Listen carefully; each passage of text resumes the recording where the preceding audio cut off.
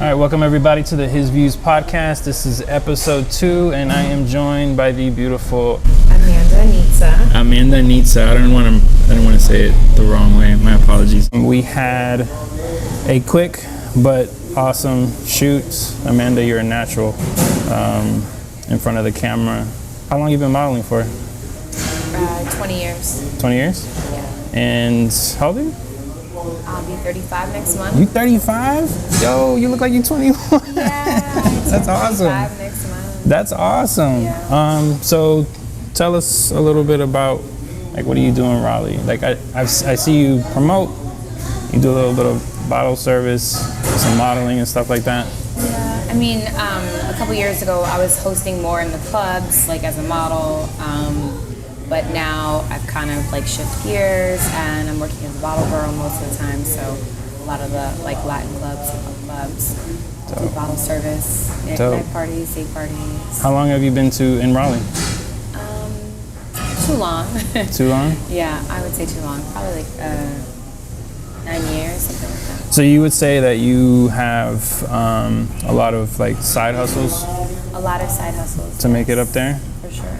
But what's your favorite one? What do you enjoy doing? Music videos, I would say it's like to me, like not the easiest hustle, but it is pretty easy because, you know, you're as a model, like it's not your concept, it's not your idea. So they just tell you, you go, you show up, you know what you have to like wear, you know what you got to do, like you go, you do it, you shoot it, and you're gone. Like there's not much responsibility. So you like the modeling better? I do, just because it's easy, and I actually like doing it for small artists. Yeah. Than the bigger artists, like a smaller production. Yeah. You're good at it. Yeah, I'm good. It's easy and I'm good at it. So for me, it's like a great hustle because it's easy for me. So like, have you thought about maybe pursuing that more, or you just kind of just do it as it comes? I do it as it comes. If I like, obviously, I've done it to in other cities, like Miami and Atlanta. I've done like major artist videos there, and if I lived there full time, I would probably do it more often. Word. Here, it's just I get to pick and choose when I want to do it. Word. Now you are from New York, the Bronx. Yeah. Okay, and you are Puerto Rican. Puerto Rican. Oh, Jesus Christ. Where all the Puerto Ricans are from. They're from the Bronx. Yo, I was actually born in Yonkers, right next to the Bronx. Why? Yeah. A lot of people don't even know what Yonkers is, but if they know who DMX is or Jadakiss, those artists come out of Yonkers. It's changed a lot up there, though. I recently went to, not recently, I went to New York at the beginning of the year.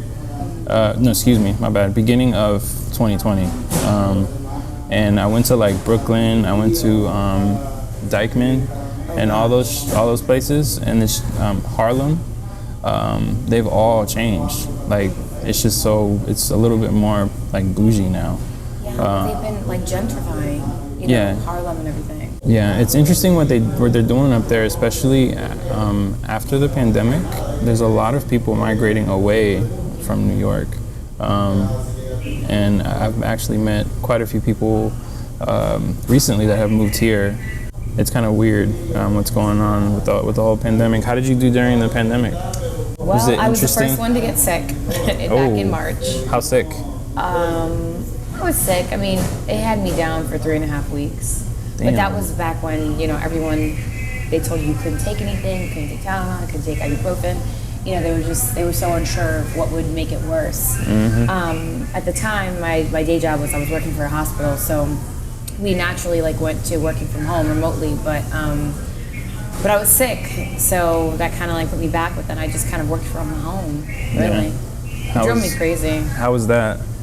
Besides driving you crazy? I mean, I feel really blessed and fortunate that I could have worked from home because so many people, lost their jobs and things like that, but I guess it's more of the context of the job that I was doing, relating to the pandemic.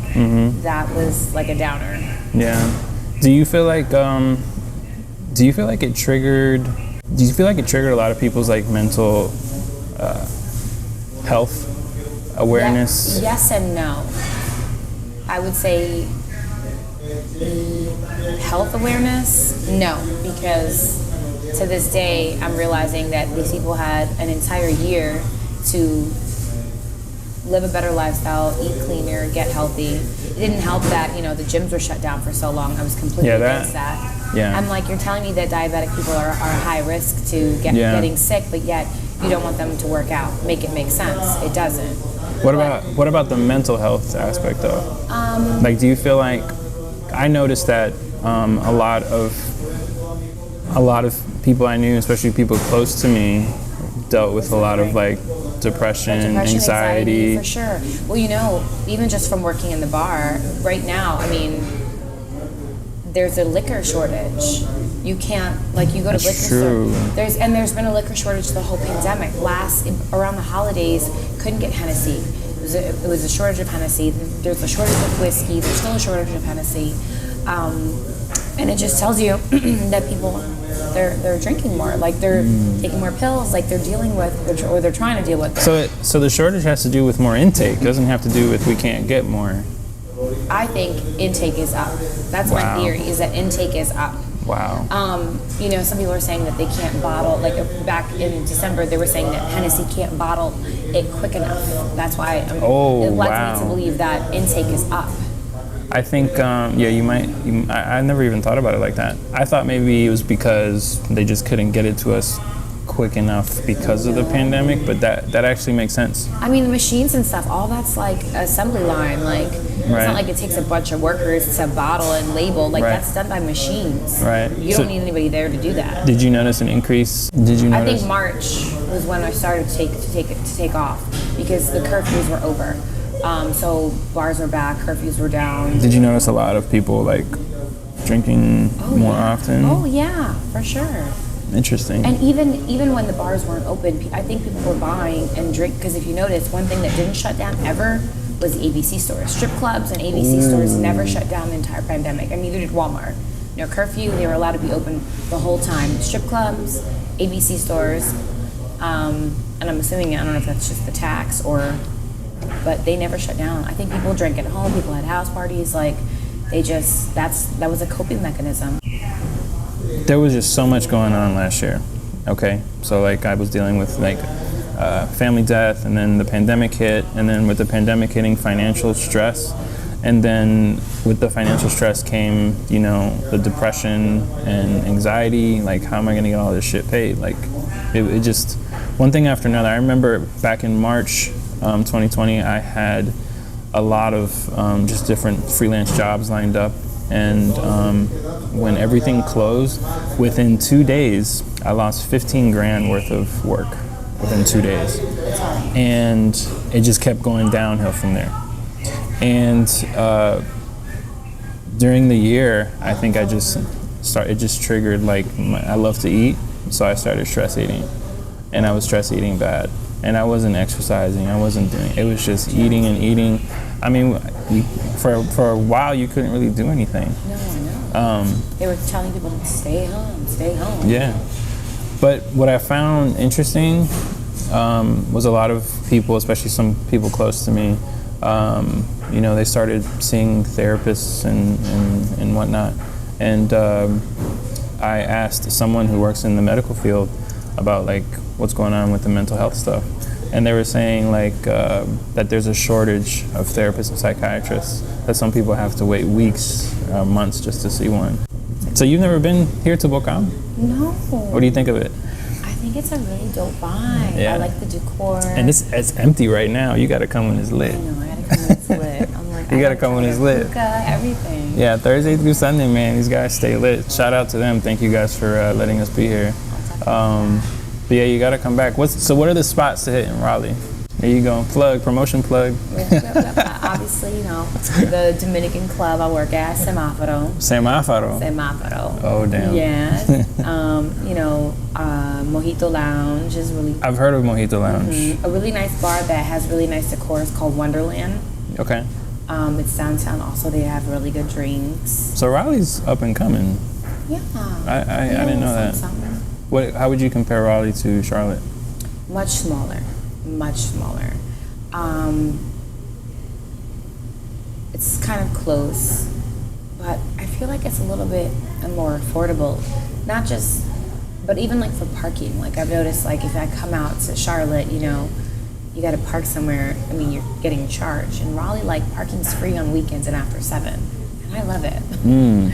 Not as much traffic. Yeah, we don't get that here. It's easier to go out to, like, you're not walking as far. It's not like a big hassle. I feel like here it's a little more spread out. Yeah, we don't get that here. Okay. The parking situation here is a little horrible. It's horrible, right? Yeah, and you can't park anywhere for free anymore. Right. Forget that. We still have that in Raleigh, and it's a beautiful thing. Yeah. Do you have family in Raleigh, or you? My sister. I have an older sister that we both kind of left New York at the same time. She wanted to come down here, told me to follow her. So. Why'd y'all leave New York? Why wouldn't we? It's expensive. It's dirty. She just really wanted a better life for her kids, better school system. So that's why we came down. And they get it. Yeah, when I went to New York, I was shocked at just how good the talent is there in my industry. So like the photographers and the videographers up there, it's just a different level. And I, like being here, starting here, I had thought about wanting to go to New York or California or Florida, but it's you're basically jumping in with like big fish. Yes. No, I know. And it's not so much how good you are, it's also who you know. So so like if you're really good, cool, but if you're really good and you know someone, then you know that's what you're competing with. And there's a lot of that up there. I thought it was really interesting. It was really intimidating for me as an artist. But on the flip side, I found a lot of artists over there like being very welcoming to me there, and they liked my work. So before the pandemic, I was actually going to move to New York for a couple of years because I wanted to experience that hustle and bustle. You know, like people talking about, you have to have 2 or 3 jobs just to live in New York or whatever. It's kind of what I do here. I work 16-hour days every day. So, but yeah, you're right. Being up there, there's a lot of competition. More opportunity, but more competition. So yeah, you have to either one, know somebody or figure out a way to stand out. So something I like to ask people, especially people that have a lot of side hustles, what are your goals? What are your plans for the next 5-10 years? Airbnb business. Hey, that's popping right now. So yeah, because I bought my first property that I live in is when I was 27, and so it was a good move for me to make, but it's like an investment. Like my equity has doubled over the past years. It's mine. It's time to like flip it, have it make money for me, and then use that money to buy another property. How many properties do you have now? No, I only have that one. You only have one? But the goal over the next 5 years is to have 3. Nice. So how did you get into that? How old were you when you got into that? You said 20 what? I was 27. And how'd you get into that? What do you mean, just buying a house? Yeah, how did that happen? Because a lot of people see buying a house or property as like a big, almost impossible. It is, especially coming from New York. You gotta put 50 grand down to, right? you know what I'm saying? No 27-year-old could ever buy a house in New York. Like, that's unheard of. But lucky for me, I'm a veteran, so I get a VA loan, and that you don't need any. You can get 100% financing on VA loans. That's VA. So VA is military base, is it not? The VA? The VA, Veteran Affairs. Yeah. So yeah, you have to be So you're in the military. Yeah. Oh, hold up! I didn't know this. Dang. Yeah. We 20 minutes into this. You ain't telling me. Yes, what branch were you in? The Navy. Okay. How long did you serve? Yeah, I was in for 2 years. Damn, he's a badass. So that's how I get a VA loan. So when I was 27, I did that, and I got 100% financing. I didn't have to put anything down. You don't have to pay any PMI either, because usually if you don't put 10% down, you have to do the PMI, principal mortgage interest. Right. And that's like a penalty for not putting a big down payment, but that doesn't apply if you have a VA loan. That's interesting. That's been a huge blessing, but in a way, it's like I earned it. What'd you do in the Navy?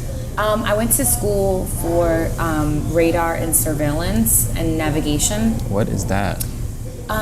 You've probably seen in the movies, like on a ship or a submarine, and there's like that really cold room with like all the radar. So you were actually reading the radar and stuff like that? Mm-hmm. Oh, so snap. I did watch between. You were on a ship?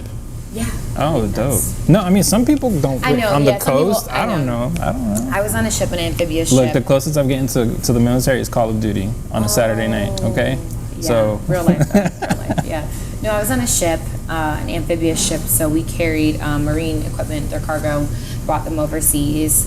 And so, yeah, my watch, I would do like watch in the CIC or on the bridge. So, yeah, that's kind of what I did. I didn't even know that. Yeah. That's badass. Look at that badass ex-military model, entrepreneur slash homeowner. That's dope. I get it done. That's dope. When are you planning on getting more properties for the Airbnb stuff? Next year, I want to buy a property in Florida. Well, I know you got to get going. I am very happy that you came down to Charlotte. Finally, this girl is so hard to get a hold of. La Popular. But thank you for coming. I really appreciate it. And guys, go check out at HisViewZ on Instagram, and you will see Amanda's beautiful photos on there. Shout out to them. Shout out to Bocao Sushi for letting us be here. And to the next one. Peace.